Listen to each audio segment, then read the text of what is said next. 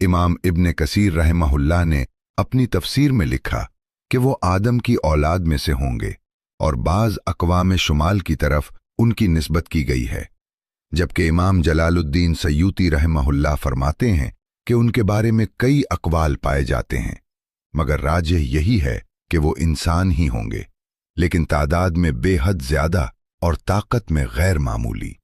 कुछ लोगों ने उन्हें चीन के शुमाली इलाकों की कदीम अक़वाम से जोड़ा, कुछ ने उन्हें गैर मरी मखलूक करार दिया, मगर कुरान का बयान वाज़ेह है कि वो ज़मीन की मखलूक होंगे और उनका खुरूज एक अजीम आजमाइश होगा।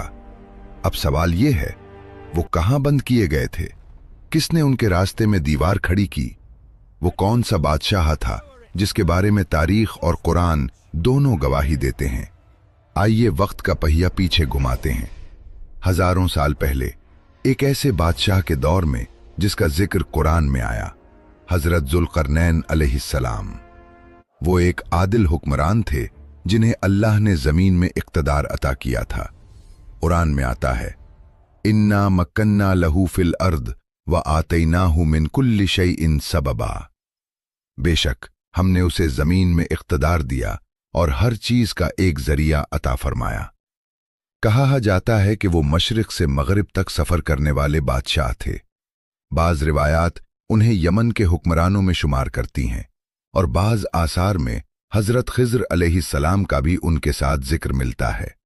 और उन्हीं के जमाने में एक ऐसी दीवार तामीर हुई जिसके पीछे याजूज और माजूज को रोक दिया गया। वो दीवार कहाँ है? क्या वो आज भी मौजूद है? और कब वो टूटेगी?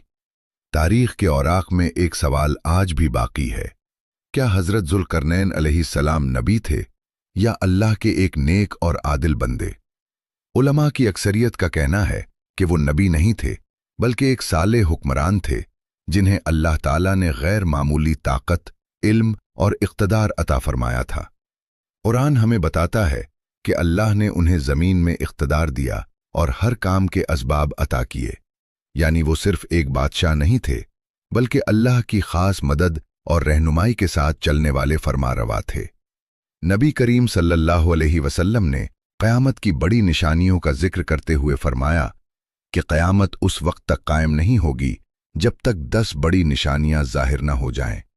दज्जाल, धुआं, जमीन से निकलने वाला जानवर, सूरज का मगरिब से तुलू होना, हजरत ईसा अलैहिस्सलाम का नुज़ूल, याजूज और माजूज, 3 बड़े जलजले और आखिर में वो आग जो लोगों को मैदान महशर की तरफ हाँकेगी।